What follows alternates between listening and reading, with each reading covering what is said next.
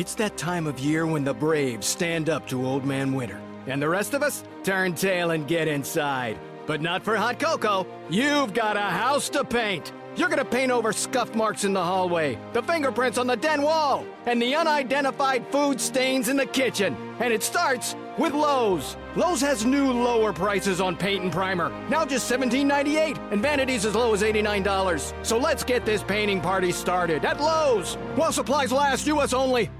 What can Doug Marrone do for Allen Robinson? How much value do high-stakes players truly place on tight ends? And has Odell Beckham's antics actually created some 2017 draft value for himself? Plus, the 2016 Footballguys Players Champion and $250,000 winner Mike Kuzma joins the show tonight to discuss his magical Week 16 player he cut that almost cost him everything. And a look forward to 2017 as well. We've got a great show for you. Dave Gerzak is here. I'm Eric Balkman. Stick around. Your high-stakes fantasy football hour starts now.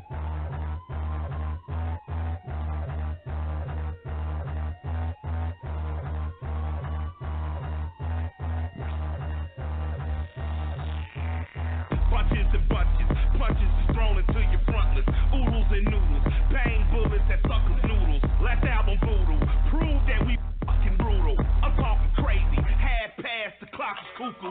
You rappers futile, baby, just say you boo-boo. I'm talking brutal, master. Broadcast live and heard around the world. You are now listening to the most entertaining hour of radio on the planet. It's the High Stakes Fantasy Football Hour presented by MyFFPC.com with your hosts Eric Balkman and Dave Gerzak. The High Stakes Fantasy Football Hour is your home for football analysis from the best fantasy players in the world. And now, because no one else was available, here are Eric Balkman and Dave Gerzak. We run a brand with a structure for number one commitment. It's all a joke between mom contractions. Thanks a lot, Rob. Greetings and salutations, all you Balkaholics and Gerzak addicts. Welcome to the latest episode of the High Stakes Fantasy Football Hour here on the Fantasy Sports Radio Network presented by MyFFPC.com. I'm your slightly above average host, Eric Balkman, and my co-host is the patron saint, the fantasy football, the Dizzle, Dave Gerzak. Coming up on tonight's show, what to expect for the Broncos under new head coach Vance Joseph, a surprising stud tight end for next season, and who the 101 will be in 2017. Plus, 2016 Footballguys Players Championship champion Mike Kuzma drops by to talk about his massive 231 in Week 16 that got him the cash, the tough lineup decisions he faced, and much more. Shout out to the chat room right now. Feel free to post any questions you might have in there. If you want to connect with us on Twitter, at HSFF Hour, at Eric Balkman, at David Gerzak, you can post on our Facebook page at facebook.com/HSFF Hour. You want to chime in and talk with us, 347-426-3682. That's 347-GAME-OVER. You can email the show at highstakesfantasyfootball@gmail.com. If you have any questions for us, get them in now. Our producer and mutual friend Rob, our audio engineer Bryce, they will get those to us later on in the fantasy feedback segment in the show. Mike Kuzma, $250,000 Footballguys Players Championship champion, is here. Very exciting to talk to him. A lot of head coaching changes around the NFL. And Dave, probably the biggest news of the week, divisional playoff weekend, man. It's going to be a lot of fun. Hopefully the games are a little bit better than what we saw last weekend. I sure hope they are, Balky. Your voice, it sounds a little bit off. Yeah, I'm not feeling the greatest right now. But battling leukemia? Yeah, I mean, who knows? Pneumonia probably is more likely. More than likely. I did hug a child 1 hour after I was diagnosed with pneumonia. And, true Hillary fashion, right? Wannabe world leader fashion. You had an interesting week this week? Yeah, it was interesting. Was it fun? Rewarding? Yeah, it was good. It was both. I was in Salt Lake City for for one night, Las Vegas for one night, and back. So it was like a little mini whirlwind tour. Yes, exactly. And always good to have those. We have some exciting news at the FFPC. We don't know if we're going to be launching any startup drafts this year for Dynasty, but we do have plenty of orphans available. And Dave, at all price points from $250 on up, as well as up to $2,500. Up to $2,500. Give the listeners a little bit of an idea of why these teams might be being sold. Give us an idea of the picks and players that could be had on some of these teams, not specifically, but just in general. Yeah, I mean, some of the, sometimes people just have life-changing things that are changing in their lives. They get married, divorced, They're having a kid. A lot of times they're having a kid. And sometimes, the dynasty format, a lot of people will try it. And, 90% of people really like dynasty fantasy sports, but some people just don't really like them. They don't get into trading. One of the things I noticed in a lot of these teams is that they still have their, not just their first round pick, but their whole way through their draft. Like they didn't make a lot of trades in the league. So to me, it's like a lot of the owners that are selling are some of the lesser active owners in the leagues. So I think that what we're looking for people who are interested in being active and really coming in and making some trades and having fun. MyFFPC.com is where you can check those out on the message boards. Dave at MyFFPC.com is the email address that you can shoot him an offer to. Exciting stuff there for jumping into the fray right now. I'm going to be honest with you. I'm really suffering here. Dave, I know that I'm putting you on the spot here, but youngest head coach in NFL history, Sean McVay gets hired for the Rams. Can you talk a little bit about that? Yeah, Sean McVay. He is, 31 years old. I am 45. I'm a little old, sorry to say. But I can't believe it. Los Angeles Rams. And on top of that, I just find it weird that, Los Angeles doesn't have a franchise for so many years. And now you not only have the LA Rams, you have the LA Chargers coming in. So I don't know. I wonder if the LA market is it's big enough to handle it. But there's so much stuff going on in Los Angeles all the time. You have hockey, you have 2 basketball teams, and now the NFL. You have Disneyland, Beverly Hills, Hollywood Squares. All this stuff going on. It's to me, it just doesn't seem like it'd be that they're going to really draw the fans that they need to. So I don't know. Sean McVay, they're going to try and make a splash. They're going with the young guy, and we'll see how it goes. So speaking of the Chargers, they supposedly are finalizing a deal to make Bills interim coach Anthony Lynn their head coach. That was through Ian Rappaport of NFL.com. It says here that Lynn did a fairly good job with the mess that was the Buffalo offense. Phillip Rivers is in need of a tune-up again. And Phillip Rivers is getting old, but he's still playing fairly well. But I'm starting to think he's really finally truly on the downslope of his career. You see guys like Brady that are still playing really well. I think they're going to have to start looking for another quarterback pretty soon. The question is whether Anthony Lynn's going to be able to get something more out of Rivers next year and possibly make the playoffs and go further. I have my doubts. So we'll see. From what I recall, they're in like a temporary stadium, so we'll see if there's a temporary coach as well. So another head coach, Doug Marrone, got hired by the Jaguars. I don't know why they hire these retread coaches, man. Doug Marrone. If I was in Jacksonville and I was like waiting for my new head coach to get announced, just pick some guy. I'd rather have it be some unknown coach from Texas El Paso that I've never heard of before. That's running some interesting offense. I know that Chip Kelly, Mr. Ego, tried that and has failed miserably in 2 locations. But Doug Marrone just does not put people in the seats in Jacksonville. I just don't see it. Anyway, he did interim coach the Jaguars to 2 of their best efforts in Week 16 and 17. They finally got Blake Bortles to throw it accurately to Allen Robinson. He signed a 3-year deal, along with Tom Coughlin signing a 3-year contract as the VP of Football Operations. I don't know why they just didn't have Tom Coughlin become the head coach again. He's actually a good coach. Is he too old? Maybe he's just too old. As we continue on with the coaching news, Broncos hired Vance Joseph as their new head coach. What's funny is a lot of these stories, I just have kind of heard the news in the background, but I'm actually we're finally getting a look at what really analyzing this. Adam Schefter on Twitter reporting this. Vance Joseph was drawing interest from the Chargers and the 49ers. He canceled those interviews on Wednesday. By most accounts, Joseph is a rising star in the coaching world. Just wrapped up his first season as defensive coordinator after coaching DBs since 2002. Not expected to retain Wade Phillips and is reportedly looking at Mike McCoy and Bill Musgrave as his offensive coordinator. I think that's a good hire. The Broncos are, you look at the Broncos organization versus like the LA Rams and the Jaguars, and it's a big difference. There's so much different than you look at like the Giants, the Packers, the Steelers, the Patriots. These are the teams that consistently put a quality product on the field year in and year out, and I think that starts up at the top. Regardless of, the head coach is going to be the head coach, but usually these guys that are way up at the top are picking good coaches. They're picking good.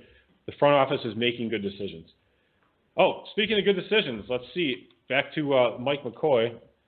According to Mike Kliss. Mike Kliss, NBC Denver. Good friend of Cecil Lammy's. I'm sure he is. Yeah. Lammy's got many friends. Klisser. That's what he calls him. So that Mike McCoy, who we've mentioned before in the previous story, he's supposed to be the offensive coordinator. So now this is now news, apparently. They claim that he'll be an excellent hire for the offense, a few nice pieces on the team. The wide receivers are great. Quarterbacks, I don't know, Balky. What do you think? Well, here's the thing. Here's the great thing about Mike McCoy. If you remember, he was obviously the offensive coordinator in Denver for the Peyton Manning team. Also, the offensive coordinator for the Tim Tebow team. So certainly there is something to be desired there. But he led an aerial attack in San Diego with Phillip Rivers. Did really well there, keeping that offense in the top 10 in passing for every single year he was there. And, he comes and has some pretty talented receivers there. Demaryius Thomas, Emmanuel Sanders, both looking very good. And maybe, if there was a guy that you would want shaping your first-round pick who is a little bit raw, Paxton Lynch out of Memphis, I think he's the right guy to do it. I think Trevor Siemian's days might be numbered with Lynch, now having a full year holding the clipboard. But I think this is a really good hire for Denver. I think this is a good news if you own Demaryius Thomas. Also good news if you own Emmanuel Sanders, to be quite frank. I think that both of these guys' dynasty value will remain stable. I think that both of them might even go up a little bit with this news too, especially once Paxton Lynch gets his feet under him and starts crushing it for Denver. What did you say about? I think the only other thing I would bring up with this is Vance Joseph is the former D coordinator for Miami. Do you think that he comes in with maybe wanting to do a little bit more on the ground to be more of like a ground and defense type offense, and then that's how they win that division, trying to keep Derek Carr and the Oakland offense off the field, keep Travis Kelce, Tyreek Hill off the field? Is this the approach that Vance Joseph would have despite this Mike McCoy hire, or is that not concerning to you? That's a long question. Well, you know what I mean, though? Because, typically if you hire a defensive coordinator, mm-hmm. he wants to win with defense because it's what he knows. It's the centerpiece of the team. Right. Now, usually you do not have teams with dominant defenses that also like to air it out, like the Mike McCoy offenses did. Now, you look at what Vance Joseph might want to do and his, advice or imprint on the offense with Mike McCoy. I feel like he would want a greater concentration on that run game with C.J. Anderson, with Devontae Booker. Is that out of left field, or does that have some merit? Well, when you have bad quarterback play, I think it makes sense. You got to look at the strength of the team, and that is their defense. So I think that's probably the way he'll go, at least at first, until he gets a better quarterback play. What did you say about the Doug Marrone hire for Jacksonville when I stepped out? I said Doug Marrone is he's a clown. Why would you rehire another boring name? So I said I would rather have some guy from Texas El Paso that I've never heard of before come in man. UTEP. Yeah, exactly. Yeah. Whatever. Central Michigan Tech. I don't care. The one thing I'll say about Doug Marrone, doesn't it give you a little bit of excitement knowing that Allen Robinson really scuffled the entire season, but yet those last 2 weeks when Marrone took over, and Marrone is an offensive guy too, was able to move Robinson around and get him on track to put up some pretty good fantasy numbers that we're more used to seeing from Allen Robinson, rather than what we saw with Gus Bradley and just the inability to get Robinson going. I think this is good news for Allen Robinson, and maybe for Marquise Lee as well. Yeah, I would say for sure it's good for Allen Robinson. Anything is better than the first 14 weeks of the season for Allen Robinson. It was just rough. Bortles, too. I know Coughlin was saying he's the quarterback. Is that correct? Yes. Yeah, Tom Coughlin, the new vice president of football affairs there, coming out and saying, Blake Bortles is our quarterback. Well, emphatically. Blake Bortles is our quarterback. Until they have you seen how much dead money we have? Have you seen his contract? He's our quarterback.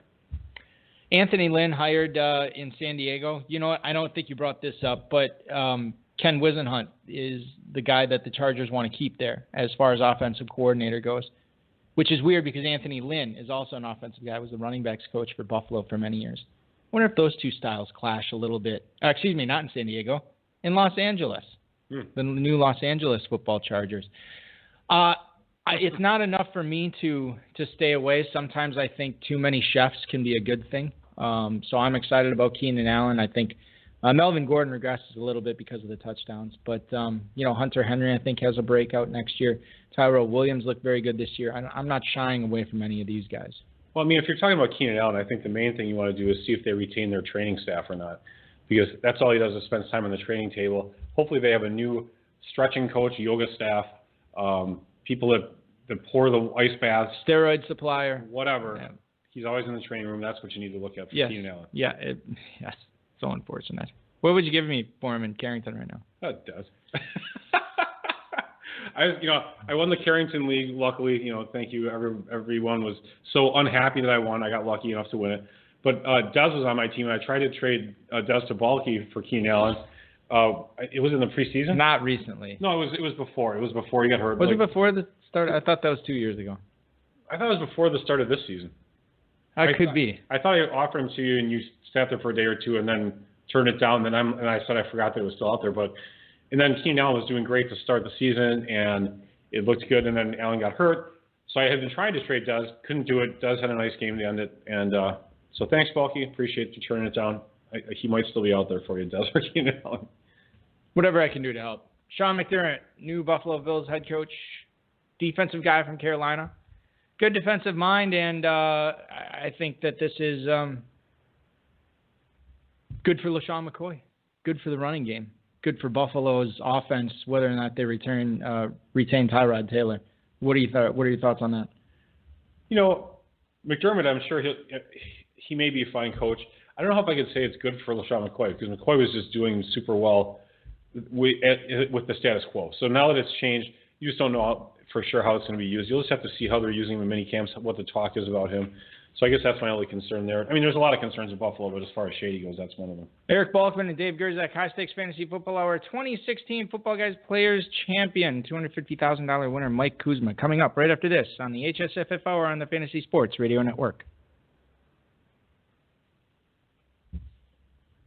We are pleased to introduce to you tonight here on the High Stakes Fantasy Football Hour with Eric Balkman.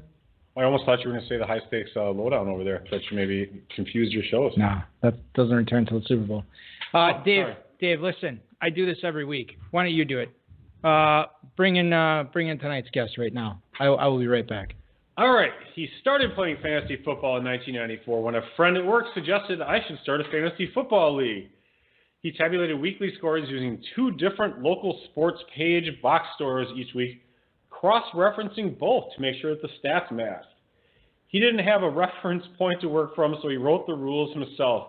Yeah, it sounds like how we did it with FFPC. We just made crap up as we went along, mostly Alex. And then, Alex is part Russian, so I had to fix some of the wording because he gets the sentences backwards. But that's my contribution. Anyway, so Mike started with the FFPC last season with 3 Football Guys teams, and he had one of the 3 win a league championship.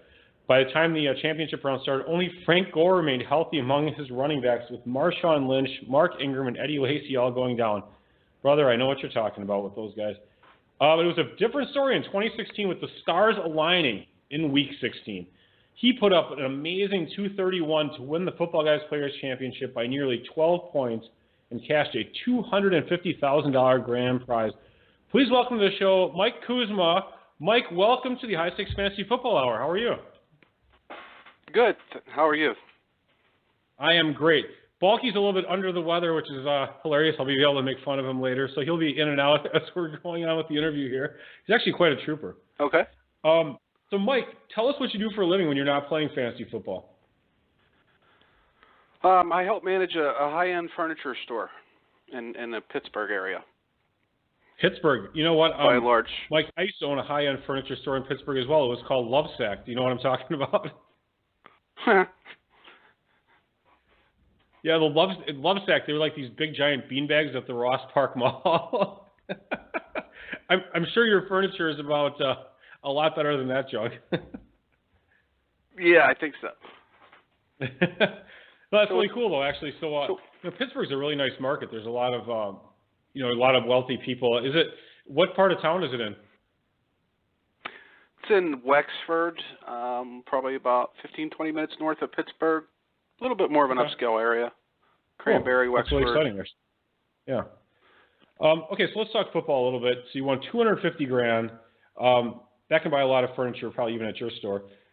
This truly was a Cinderella story. Is you came out of nowhere to win. I know we actually had some people who were, kind of up there, and they were tracking, the other, top contenders. And I know a few of them didn't even have you in you weren't even on their radar. So entering the championship round, you were in I'm sure you weren't on their radar. You were in 431st place. Is this a typo? Is that a typo? To start off, I was. 431st? Huh? That's exactly where I was, 431st place. And I was hoping to get to, maybe like $1,500, $2,000 range. Wow. Is where my initial hopes were. So you obviously, entering Sunday, you didn't even think you were like, you kind of interested, but you weren't sitting there glued to your TV, or were you actually? No, I actually had 10 satellite teams as well as those three, and of those 10, 8 of them made the playoffs, 6 of them had a bye, 1 of them made it through, or 5 of them had a bye, and 1 of them made it through the first round, so I had 6 left, and I was kind of keeping my eye on those, thinking I had more of a chance at that than I did for the big prize. And I actually didn't even realize that my team was anywhere near the top until toward the end of the Arizona-Seattle game. And basically Russell Wilson, David Johnson, and Doug Baldwin all blew up. And I was literally like right there, first, second place. I was like, oh my God. It's Christmas Eve too, so I had the family over here and it was kind of preoccupied. You're like, go eat some food. You guys open the present. So actually, we didn't cover it yet. So can you just walk me through your starting lineup real quick so everyone knows what it was? My starting lineup was Russell Wilson, quarterback, big 3 running backs, David Johnson, Le'Veon Bell, LaShawn McCoy in a flex spot. And I actually woke up at about 6 a.m. Saturday morning, Christmas Eve, and spent from 6 to about 12:30 when the first game started, agonizing over what receivers to start, going from website to website to website and finding any information at all I could find out to lead me in the direction as to who to start and who not, and I still chose the wrong 2 receivers. Baldwin I started. I left Sammy Watkins on the bench. He had 28.4 points, and Steve Smith on the bench, who scored 22.9, and started Stephon Diggs with his 12.9 and Golden Tate with his 11.8. So I actually made mistakes throughout the year and still pulled it off, which is amazing. Arizona's defense. Okay. Arizona D. I made mistakes throughout the whole year. I cut Tyrod Taylor. I cut Jordan Howard, which was a big one. Who did you have a tight end, by the way? Did we get your tight end? In that final, it was who did I have? The guy from Indianapolis. His name's Doyle? For the Colts. Yeah, Jack Doyle. Doyle? That's who my starting tight end was. The 2 I drafted in the draft, though, were Julius Thomas and Zach Miller, and I was real happy with Zach Miller until he went down. Yeah, Zach Miller was so I went into that. Yeah.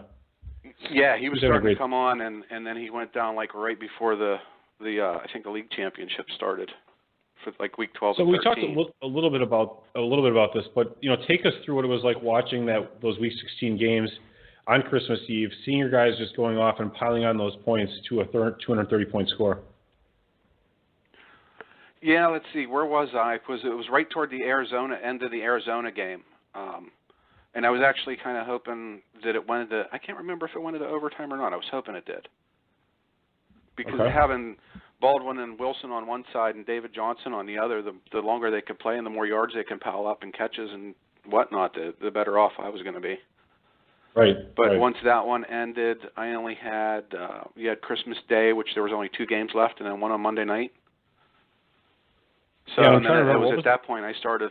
There was the Steeler game. Yeah, it was the Steelers. I'm sorry, I'm trying to recollect. Detroit. It was Detroit at, I think, Dallas. I know it was Detroit because it was Detroit at Dallas, and I kept thinking before that game I had 1 player left in my lineup, and I was 0.6 of a point behind. Yep. And I was like, oh my God, I need Golden Tate to catch 1 pass, And then somebody had Matt Prater, and I started thinking, it's possible for him to kick for, put 20 points up on the board and pass me up. And so I was looking at everybody's lineup that I could possibly think of, literally all the way down to 200, I think I did. Yeah, so it was the Lions Cowboys, anyways, actually. It was the Lions and Cowboys on Yeah, Monday. because I kept thinking, Christmas Eve, I kept thinking, I'm sitting there eating Christmas dinner with the family, and I'm like, I got Doug Baldwin in my lineup, and it just come through coach's decision he's not playing, or not Doug Baldwin, Doug Martin from the Buccaneers in a different league, and I come sprinting into the computer, and before I could know it, he'd already locked into my lineup and got me the donut. And I kept thinking, watch something happen with Golden Tate, and he doesn't play, and I lose by the 0.6. Or some linebacker takes him out running a crossing pattern, and he doesn't even catch the ball, and he's out with a concussion for the rest of the game. Well, with receivers, that type of stuff happens where you think, oh, this guy's for sure good for like 4 for 40 or whatever, and all of a sudden they throw up like a 1 for 7, or even you see even good receivers get zeros every once in a while at that position. Oh yeah. Yeah, sure. I've seen Julio Jones do that a couple times this year already. No kidding. If it can happen to Julio, it can happen to anybody. So I don't know I don't know if Balk gave you some of these questions, but just like our main event champion, you started with the same 3 picks: David Johnson, Le'Veon Bell, and Shady McCoy. And you were the only drafter in your league to use your first 3 picks on running backs, and only 2 others drafted 2 running backs in the first 3 rounds. So this is a crazy wide receiver heavy draft.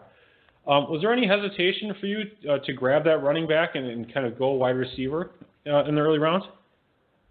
No, actually, my of the 13 teams I had, it was about as spread out as possible. I had teams that were heavy wide receiver, first 4 or 5 rounds. I had ones that had tight ends that were heavy at the beginning, where I would grab Delaney Walker, Jordan Reed.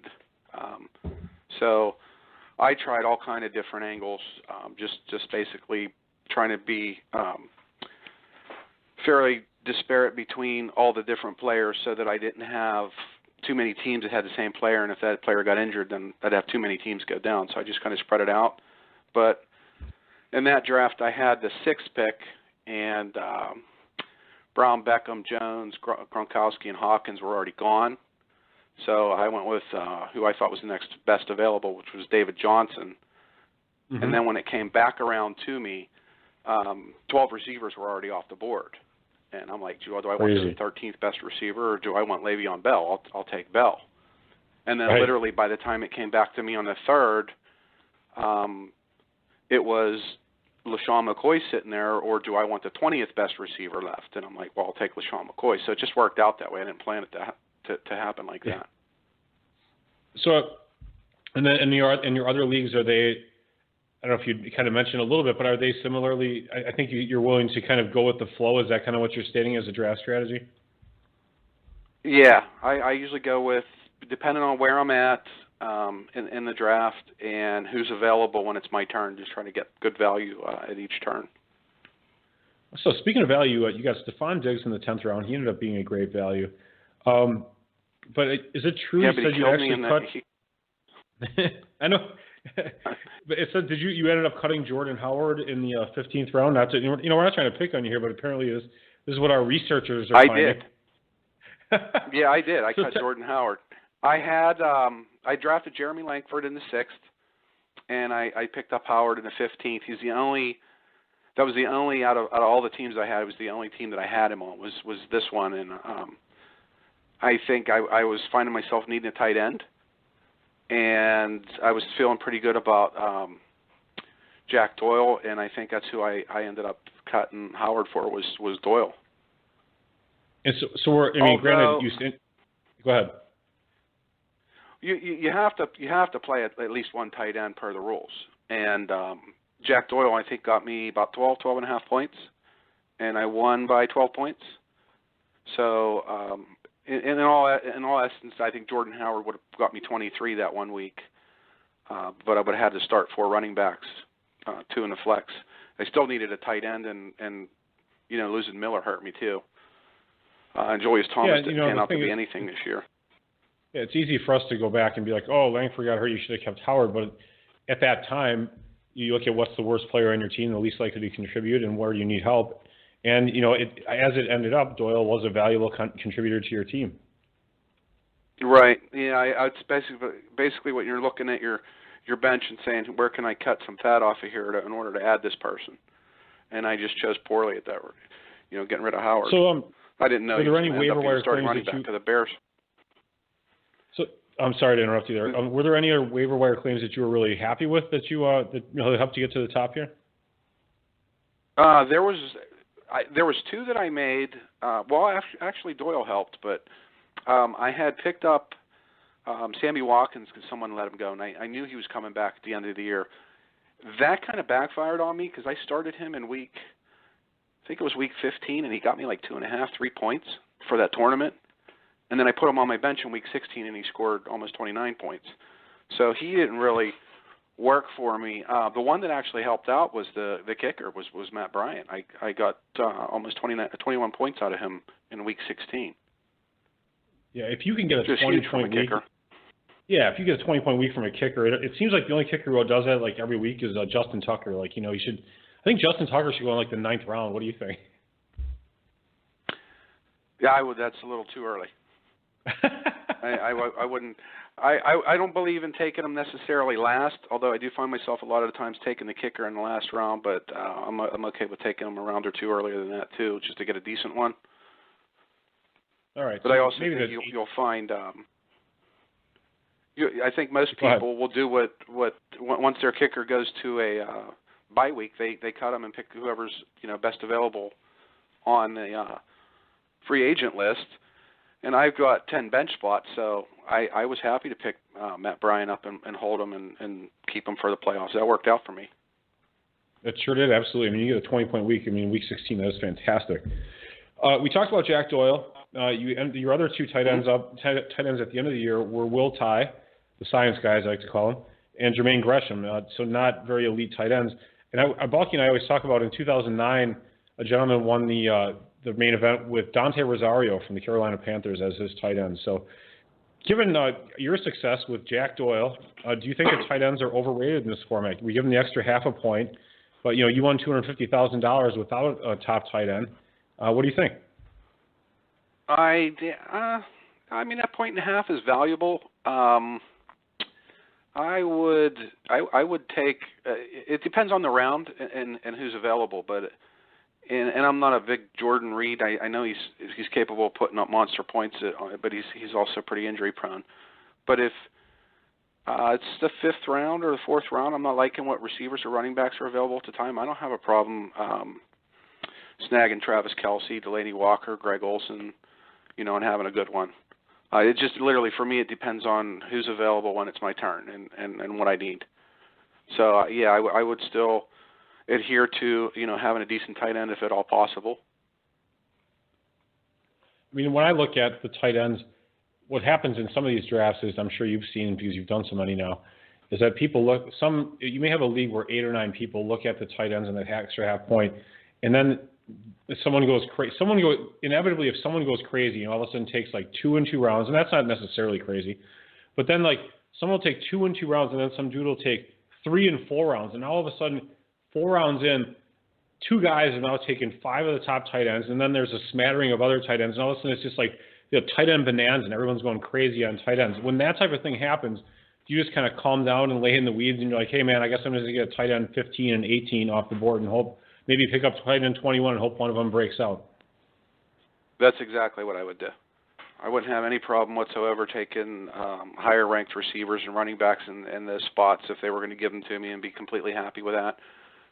And just like hopefully you get, do pretty decent and get what's his name from Indianapolis? I keep forgetting his name, but Jack even Doyle. C.J. Fedorowicz. Yeah, Doyle or Fedorowicz or Cameron Brate. Somebody's always going to emerge, come out of the woodwork. You can't remember Jack Doyle's name because his name is out. Jack Doyle. It's like a boring name. I know.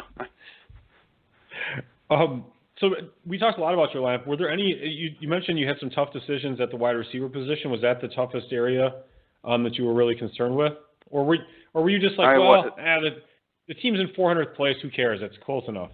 Well, I was trying. I was doing my damnedest to get the best that I could. When the season started off, I had drafted Will Fuller, and I was real content with him in the first week, and he went downhill after that. But yeah, I mean, even Diggs in the 10th was a good value, and Steve Smith actually in the 12th was a nice pick for me as well. To the point where I had decent receivers, not great ones. It wasn't like I had Antonio Brown or Beckham or Jones or Des Bryant or any of those guys, but they were all clustered together, and it was like, okay, I know I have these running backs, and if Russell Wilson can go off, then I know I'm starting Doug Baldwin with him as a pair. Who am I going to put in these last two spots? And it was between Stephon Diggs, Steve Smith, Golden Tate, and Sammy Watkins, and I ended up picking the wrong two. And I did that 2 weeks in a row, not just week 16. You still won. Week 15, I picked the wrong two also. I did. I managed to win in spite of myself. Even cutting Jordan Howard and cutting Tyrod Taylor and losing Zach Miller and starting the wrong receivers 2 weeks in a row, I still managed to win. So that's hope for anybody that's out there, that you can make mistakes and still do well. Just keep trying. You let all these other people save a little face. Otherwise you'd have crushed them by like 70 points. Yeah, that would have been my preference. It would have made I'm sure it would have. the evening and whatnot go a lot easier that way. So I mean, how did your family? I mean, this isn't really part of our normal questions here, but how did your family react to? I mean, were they were they in on it, so to speak? I mean, probably not, because you were in 430th place, 431st. So it's not like you're saying, it's your family like, yeah, hey man, I got a shot at winning $250,000, until all of a sudden you were like right upon the cusp of it. Is that true? Yeah, it was a lot of excitement. It was hard to contain. I haven't even told everybody yet. And I did make sure I told my girlfriend this year when we're in the pool and I'm bugging you about, or I'm talking out loud about draft picks and draft strategies and whatnot. You can't say anything anymore, because this is all worthwhile.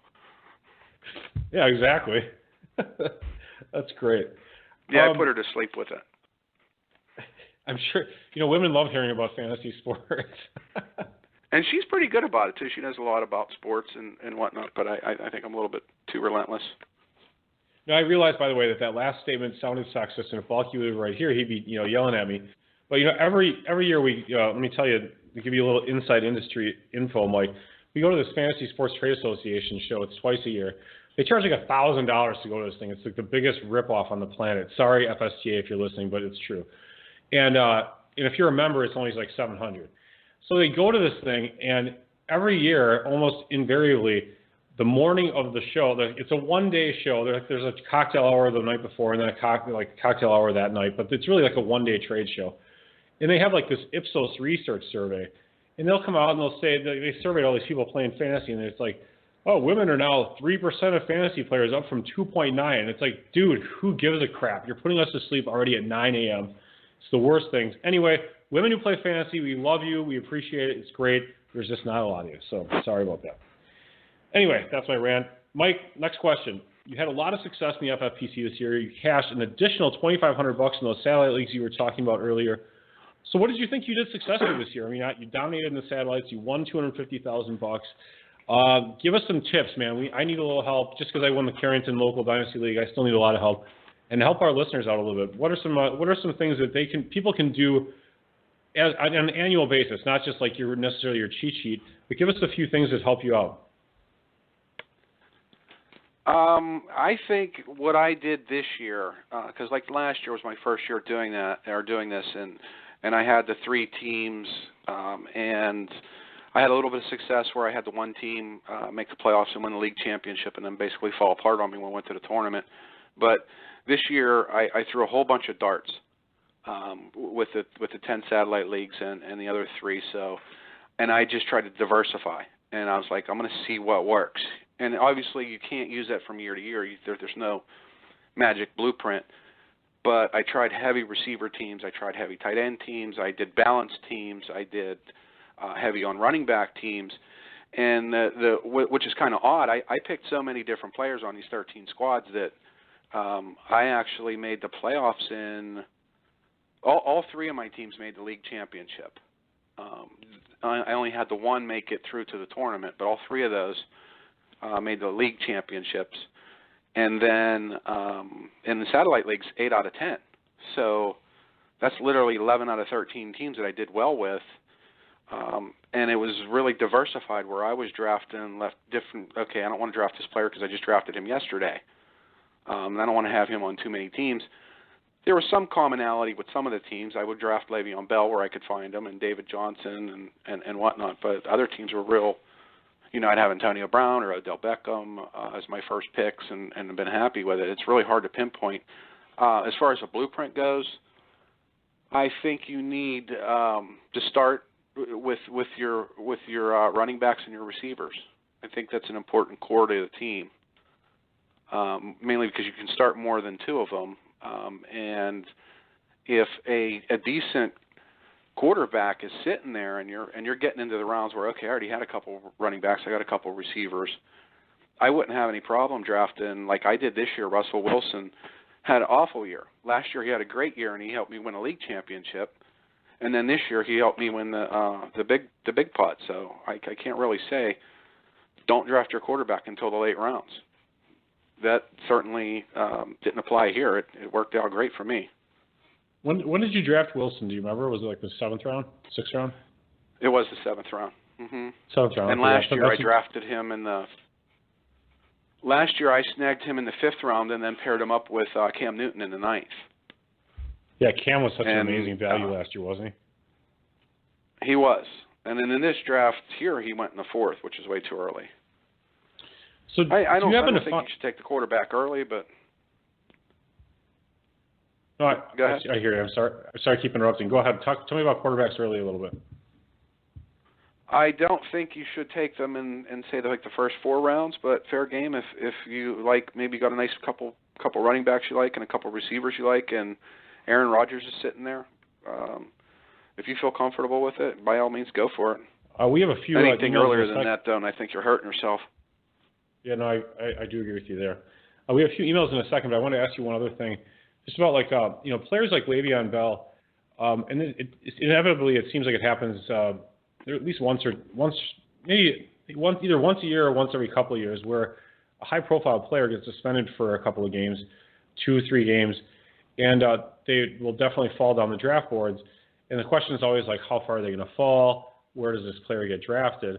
Do you? I wouldn't necessarily say, in my personal opinion, I wouldn't say that I target those players, but I definitely feel like they fall too far, given that you can substitute another running back in their place, and you're well aware of it in advance for those first 2 to 3 games. Is that your general theory as well? I would agree with you for sure there. And although the thing with Bell was he had that gruesome knee injury, and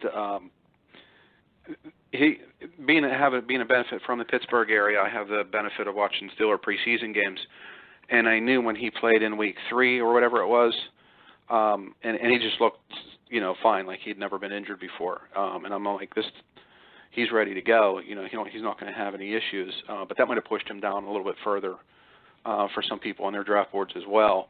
Not just the suspension, but the injury, the uncertainty of him coming back and how good was he going to be. Yeah, that's a good point. So, that's a good point. I kind of forgot about that a little bit, even though I probably shouldn't have. All right, ready for some emails, Mike? Sure. Here we go. All right, congratulations, Mike. Wide receiver Jordan Matthews continues to be will Jordan Matthews continue to be the wide receiver to own in Philly next year? Or do you think that Dorial Green-Beckham, Nelson Aguilar, or a rookie kind of take that title away from him? Thanks, man. That's Steve from Continental, Ohio. Oh, hi, Steve. I do believe that he's going to be the receiver to own in Philadelphia unless they pick somebody real early in the draft. I don't see Beckham or Aguilar doing much of more than what they've done literally up to this point in their careers. So actually the receiver I would look. Go ahead. Go ahead.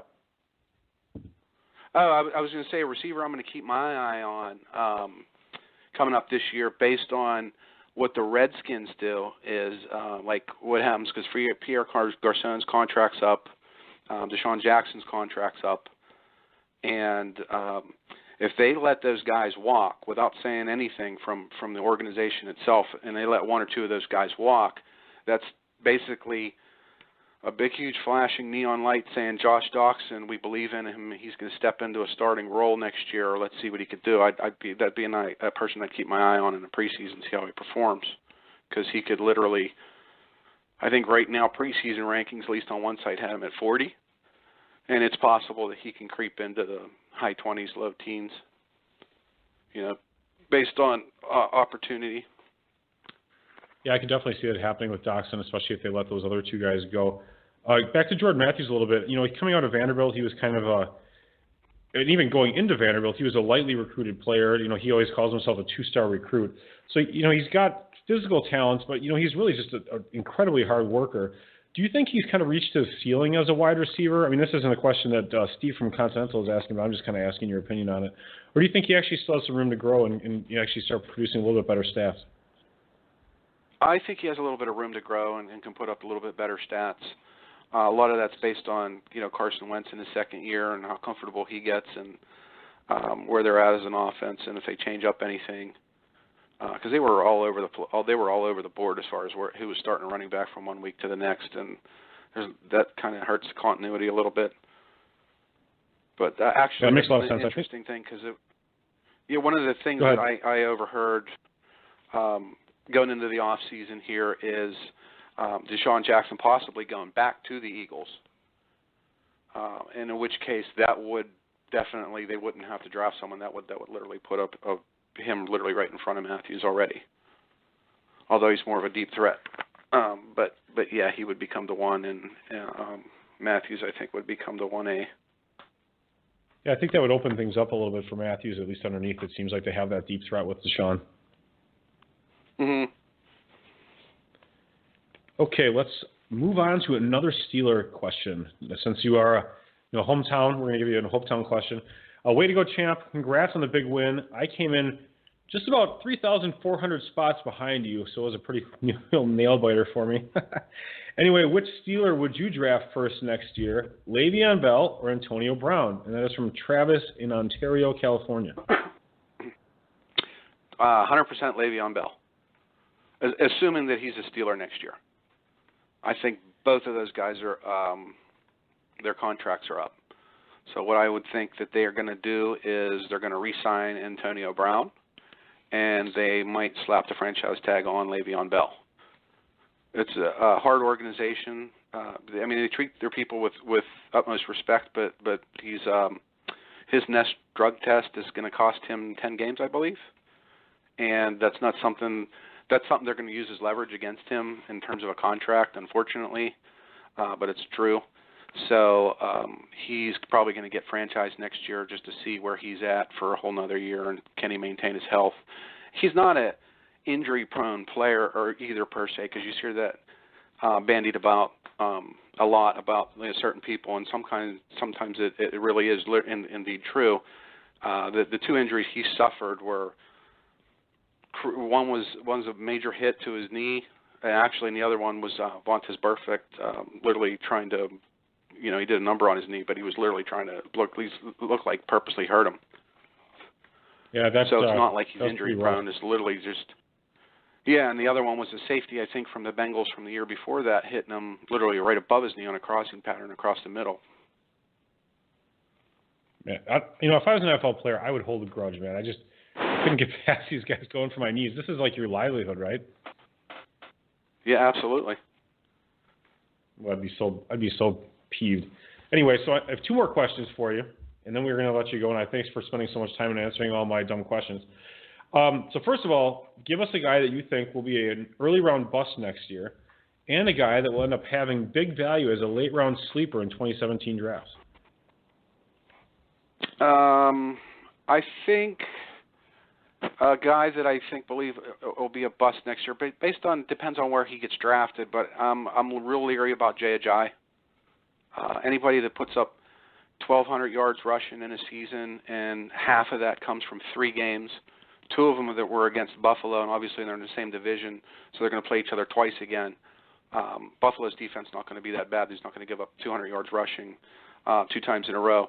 If you think back a couple years ago, Doug Martin came out of nowhere, and consequently he was a first-round pick the following year, and he just tanked. And by and large, because a lot of that came from most of his stats coming in 2 or 3 games. That kind of scares me. So he's a player I will probably not be drafting next year, regardless of where I can have him, unless it's real late. So I always try to steer clear. This is something I taught myself a while back when Steven Jackson left the Rams and went to play for Atlanta. I try to stay away from aging running backs that switch teams. You've seen that this year to a small degree with Matt Forte, but it was definitely true when Steven Jackson left the Rams to go play for the Falcons. I thought he was going to be phenomenal, and I used a 2nd-round pick on him, and I lost that year. So I remember when Steven Jackson anytime like it. Go ahead. Yeah, I'm not trying to point a finger at Adrian Peterson, but I don't think he's going to be with the Vikings, and I think he's going to finish his career somewhere else, and it's not going to be too pretty. Guy that you can get solid value for. Yeah, I think a guy you can get solid value for in the middle rounds. Not real flashy. He's not going to put up gigantic points, but Eric Decker comes to mind. Broken shoulders are pretty easy to come back from. As long as he's healed, he should be okay. I'd probably worry a little bit more about the Jets quarterback situation than anything, but I think he'll be a solid contributor for somebody. He's real consistent. I mean, he puts up usually 50 yards at least, or 5 catches, 50 yards, or a touchdown every given week almost. And then, like I was saying earlier about Josh Doxson, I think he's somebody that you can see get drafted probably 10 rounds or below and finish, well above that. All right, so Jay Ajayi is the bust, and we are sharing the valued play with wide receiver Eric Decker coming back off injury and Josh Doxson coming back off injury.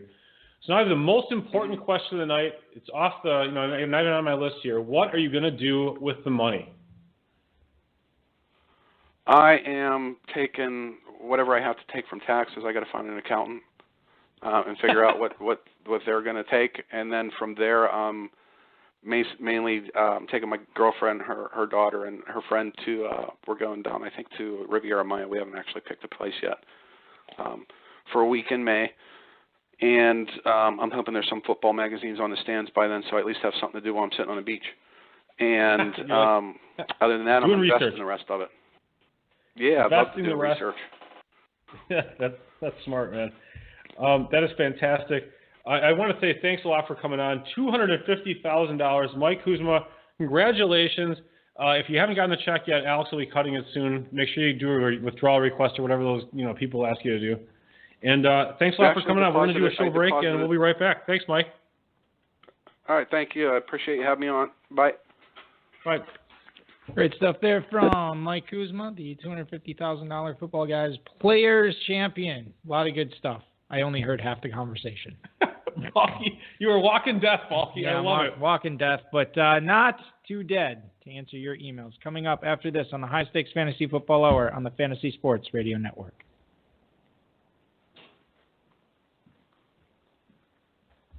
Divisional playoff weekend is here, which means there's only a handful of games left in the 2016 NFL season. People are already looking ahead to 2017. I know I am. And let's get to some other people who are right now. If you've got a question for Eric Dave or tonight's guest, send them a tweet at HSFF Hour on Twitter. Email the show at highstakesfantasyfootball@gmail.com. Post it in the chat room during the broadcast. Hashtag your tweet with HSFF or just smack Eric in the head. That's highstakesfantasyfootball@gmail.com or at HSFF Hour on Twitter.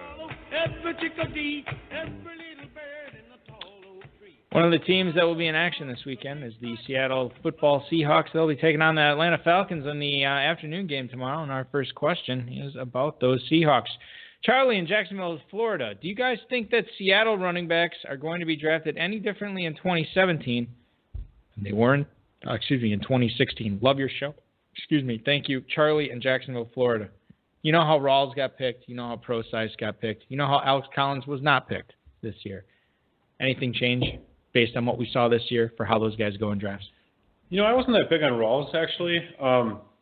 But, he's I think I made a mistake. I think he's actually played every time he gets an opportunity, he plays really, really well. I think he's actually just a really good football player. So I think he will go first. I think Pro Size, though, has shown some stuff. So, on the third down area, I think he's going to get work. He's going to continue to get work there, and so I don't see this as a Rawls just getting all the carries. I think Procise will carve out a role for himself. What's your opinion on that? Well, I think the thing to remember is Procise is a pass catcher here. That's why everybody was so excited for him.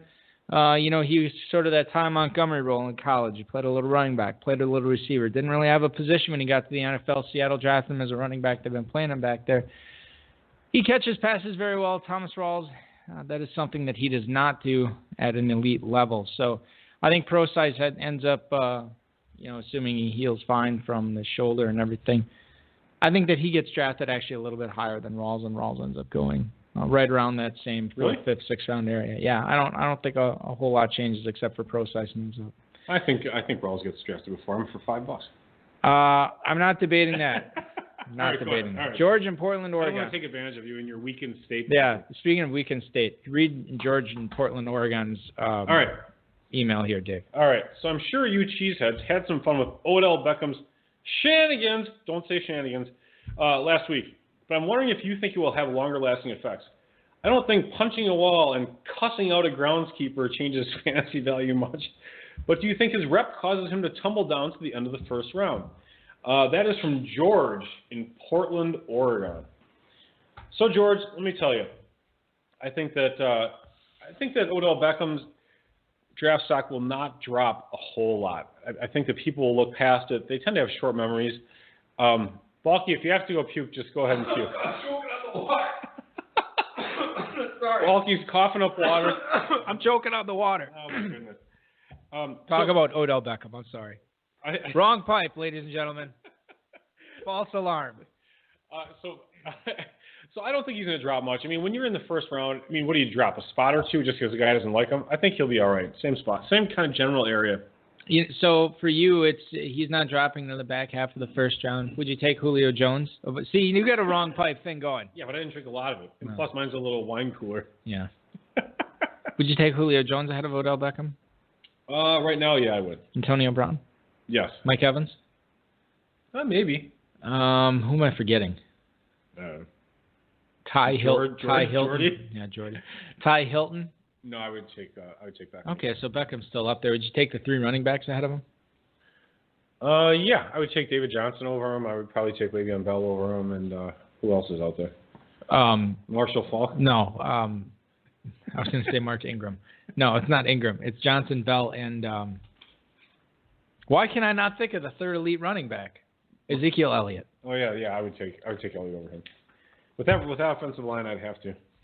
Brad in Rocky Mount, North Carolina. Dear Saul and Mike, you see the promo for Better Call Saul Season 3? Gus Fring is back. Oh, really? Yeah, it'll be exciting. Didn't he get blown up?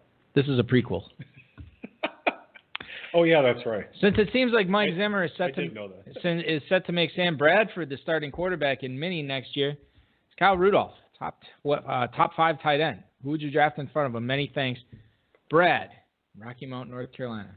Point of reference, Dave, Kyle Rudolph this year, 83 catches, 840 yards, 7 touchdowns, 216.3 FFPC points. Good for a 14.42 average. Finishes the number 3 tight end behind Travis Kelce and Greg Olsen. Top 5 next year? Man, that is actually a tough question. It sounds like it shouldn't be, but I really have a big case. It's a recency bias here. First of all, you had Sam Bradford, who had most of the production. And then Rudolph, we talked about this in the preseason, and I was optimistic about Rudolph, if I recall correctly. You can check the tape. No one will. But I said, Rudolph's the guy you can get in the late rounds that might actually put it all together. That was always his thing. He just never has put it all together. He's gotten injured, blah, blah, blah, blah, blah. He did it this year, so now is he going to keep doing it? Is he going to not stay injured? Is he going to get the targets? That's a lot of questions to ask, and you're going to be paying full sticker price for this guy. He might still be a top 5 tight end, but you're going to be paying top 5 tight end prices probably, so I might be possibly steering away from Rudolph. Do you honestly think you will be paying a top 5 tight end price for Kyle Rudolph next year? I understand what he put up. I understand the stats, but also understand the perception of a guy that is consistently underwhelmed up until this season. I got to believe that there's going to be people out there when it comes down to it. They're going to take Kelce. They're going to take Gronk. They're going to take Olsen. They might even take Jimmy Graham. They could take Delaney Walker. I mean, there's a lot of guys out there that will be drafted ahead of him. I don't believe he's a top 5 tight end next year. Jordan Reed. Jordan Reed. I don't believe he's drafted as a top 5 tight end next year. He might finish as one, though. Yeah, it's possible. I mean, you still have Eifert too, who's always getting hurt. But I mean, everyone seems to love Eifert, because if you look at his stats this year, he had a 25 and a 22-point game, and then he boxed those with a 1.9 before the 25 and a 1.9 after the 22. So he's always showing potential, and then he's always getting hurt. So Zach Miller's coming back, and he showed some potential, and then he got dinged up. So we'll see. I mean, top 5 I think it's a tall order for Rudolph, though. The one good thing that he has going for him, and he doesn't really have this going for him, he didn't get double-digit touchdowns this year, so there's not going to be a whole lot of regression to the mean there. I think 7 touchdowns is probably fairly accurate as far as what he finishes with next year. They should hopefully score some more points, for God's sake. Yes. Will in Gibson, Georgia. Hello, Dave and Balky. It's clear that Golden Tate is the number 1 receiver in Detroit, but since everyone knows that, will Marvin Jones drop in drafts and be a good number 5 or number 5 receiver? Number 4 or number 5 receiver? Or number 5 or number 5? Will in Gibson, Georgia. Thank you for the email, my friend. Marvin Jones, Dave, I don't think I have what it takes, unless I go running back heavy, to draft Marvin Jones as my number 4 receiver next year. So let me look at Marvin Jones' stats. 172 fantasy points through 17 weeks. Yuck. He was actually doing pretty well early in the season, though, and he finished here as wide receiver 45 on a points per game basis, which I know is a little bit arbitrary. So anyway, so I guess I'm a little nervous about Marvin Jones. I know he was all hyped up. He had a few good games, and then he really totally, bit the toilet, starting week like 10, 6, 1.5. Bit the toilet. Whatever, man. 2.5, 9.4, 10 point. You were doing that about 10 minutes ago. 10.7, 7.1. I don't know what you're talking about. I mean, he barely broke 10 points at the end of the season. Other than that 38-point week, I mean, he had a pretty rough season. So I'm going to probably steer away from Marvin Jones. Yeah, I mean, late round flyer. Just, Eric Ebron took a step up this year. We got to believe that Theo Riddick is going to be healthy coming into next year. Zach Zenner looked capable of catching the ball in the backfield, and Maradula is going to be back. There's going to be a lot of options for Matthew Stafford, and I think if we were going to see something great from Marvin Jones, we would have seen it this past 2016 season. John in Dallas, Texas. Everyone else is talking about their 101 next season. Who's your pick, guys? TIA. John in Dallas, Texas. Well, who's the guy from Florida State, Bulky? That's your 101. No, not Dynasty. This is This is redraft. Oh, we're in redraft mode? We're in redraft mode. So, I couldn't tell until the show's reaching the second hour. Yes. So I have my 101. Tell me who yours would be. If you had the 101 in an FFPC format right now, who would it be? I haven't even thought about this until... We'll talk about some of the candidates that are running through your mind now. I mean, we talked about Antonio Brown, and we talked about David Johnson, Ezekiel Elliott, and Le'Veon Bell.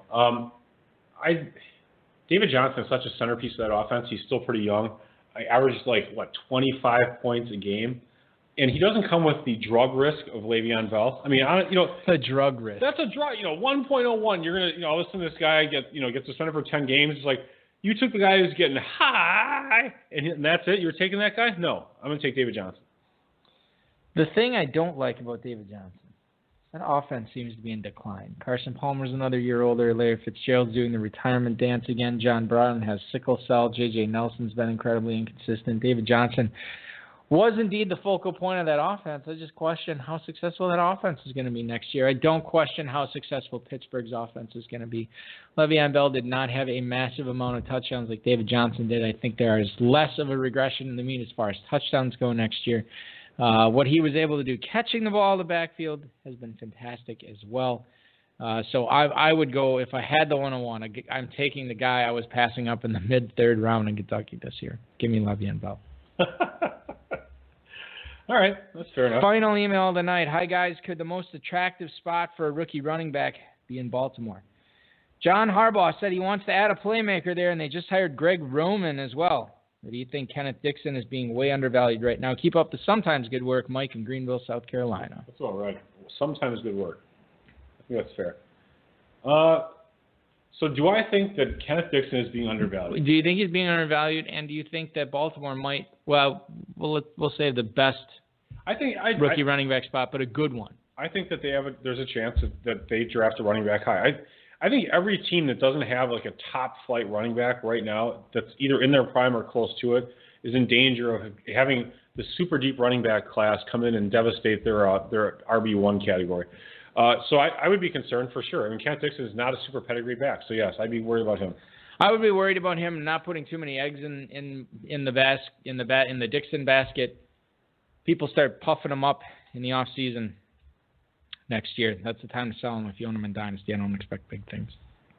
Ladies and gentlemen, we're wrapping it up, Balky. Give me a short show tonight. Dave Gerzak was a rock star. I want to thank him for coming on tonight in my hour of need. Thanks to Mike Kuzma, who... Should I sign it off? No. I got a couple announcements. Oh, boy. Okay. Sorry. Mike Kuzma, thank you for coming on. The FFPC, Rob Bryce, and, of course, you for listening. Special Thursday show next week. No show on Friday. We're doing a show on Thursday. No Dave Gerzak, but our two co-hosts, the off-the-grid champs, John Modaf and Tom Zaretic, co-hosting with me. Hopefully I'll be better by then. Pick up a Dynasty Orphan. Dave at myffpc.com, myffpc.com. Enjoy the games this weekend. Good luck in the playoff challenge. Your divisional playoff weekend and my weekend, thankfully, starts now. This has been another episode of the High Stakes Fantasy Football Hour presented by myffpc.com that was broadcast live and heard around the world. Eric and Dave will be back next week with more analysis, interviews, and advice from a guest much smarter than they are. Thanks for listening, and we'll talk with you again next week. I gotta go 'cause I got me a drop top, and if I hit the switch, I can make the ass drop. Had to stop at a red light, looking in my mirror, not a jacker in sight, and everything. Nothing cute tonight. I'm going to bed. Later, boss. Run to Old Navy right now to get up to 50% off store-wide. Stock up on all of Old Navy's best-selling style faves, like tees from $5, dresses from $12, and jeans for the family from $15. Plus, get up to 75% off clearance. But you'd better hurry. At these prices, Old Navy's style faves are sure to go fast. Run to Old Navy right now. Valid 113 to 122. Select styles only. Clearance valid through 122. Run to Old Navy right now. All Old Navy active is buy one, get one free 2 days only, today and tomorrow. That's right, your favorite workout wear is all buy one, get one free. Better hurry, it's just today and tomorrow at Old Navy. Valid 114 to 115 in stores only.